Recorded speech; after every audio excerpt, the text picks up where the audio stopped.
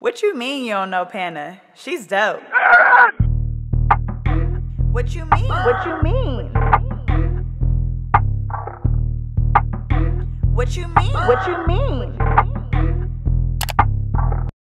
What is poppin' YouTube? Welcome back to my channel. It's your girl DOPEaxxPANA, and today I'm gonna show you guys how I did this glammed out box braid bob. I let you guys vote on my community tab what video you guys wanted to see, and you guys chose this, so I'm super excited to share with you guys. First off, I'm gonna start by saying that my client has the most beautiful curl pattern, just so poppin', and she wanted to create this box braid bob, and I was super nervous because I knew that her hair was slightly longer than the original picture that she sent me. So I kind of just basically tailored this bob to her, the length of her natural hair, and that's really important. That sometimes I let my clients know, like, this style is going to be a little bit longer, or it's going to look slightly different than what you're accustomed to. So as always, I'm defining my parts today with Shine and Jam in the green bottle, and I'll make sure that I list all the products that I use in the description section in this video. So I decided to rubber band this because it was going to be a jumbo style, and whenever I'm doing jumbo box braids, I do think that it's a lot neater when you use rubber bands, but this is definitely optional. It's not necessary,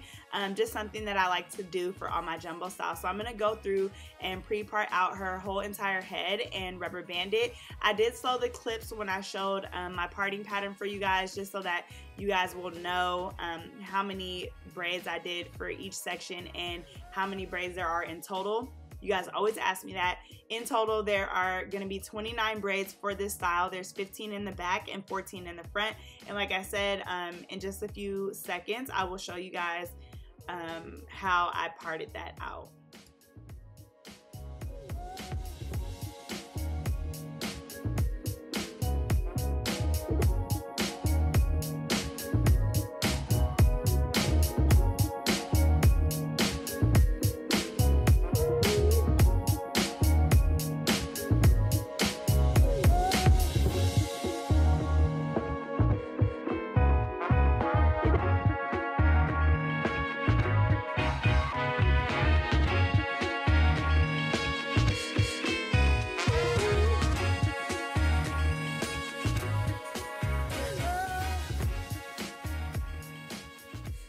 So here I'm going to go through and show you guys my parting pattern. All my parts are brick layered just to give it a full look, because even though it's jumbo, you don't want too much scalp to be showing. So yes, I'm just going through. I'm going to show you guys the back section. Like I said, there's a total of 15 braids, and then in the front there's a total of 14, which is 7 on each side.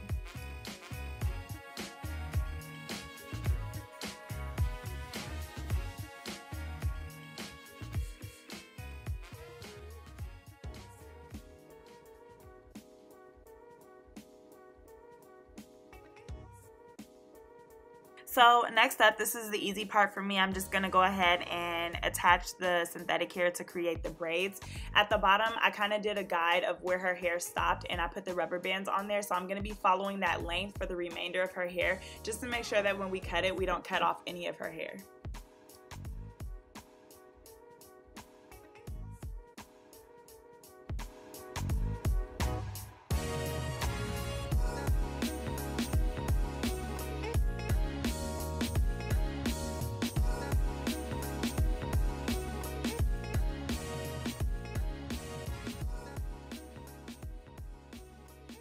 To attach the braiding hair, I am using my 2-strand method that I showed in one of my videos that I created a while back. It's called How to Start Box Braids. I'll link that in the top right section of this video. If you're interested in ways to start your box braids, then that's a great video, especially for beginners. So yeah, I am using that 2-strand method, and I think that this is the neatest way to attach braids when I'm using the rubber band method. So that's why I chose to use it.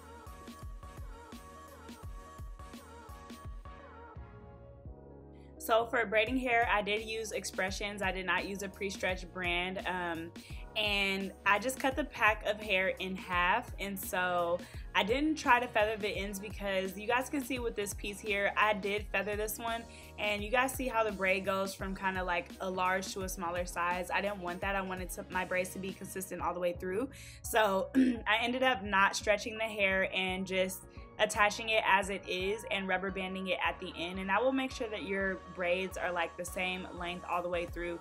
This is a style that is not going to be braided all the way to the end anyway, so feathering is not really necessary, and you can kind of just save time by not doing that step.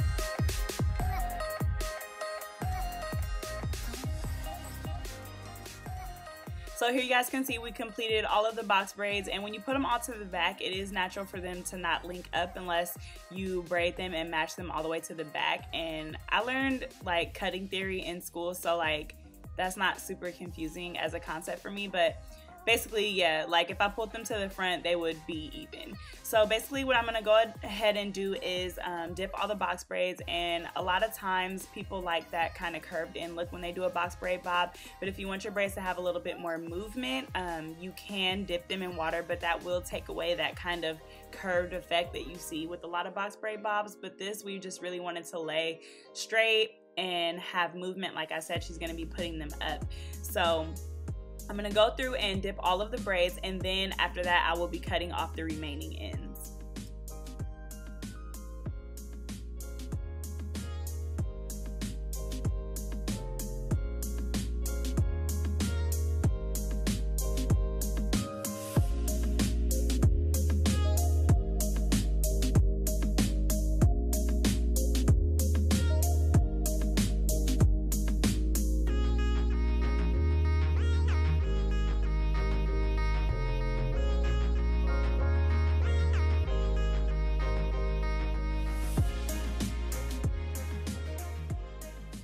So once that was done, I went ahead and I glammed it out. I added clamps and rings. Some of the rings had jewels hanging down from it.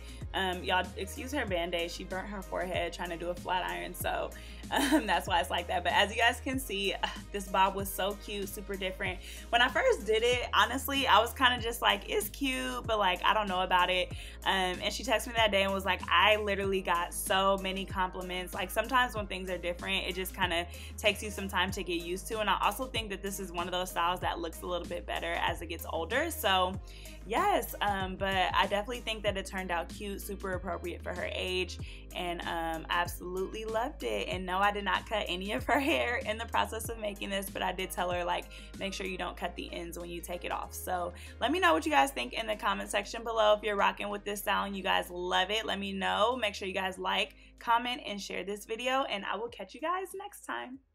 What you mean you don't know Pana? She's dope.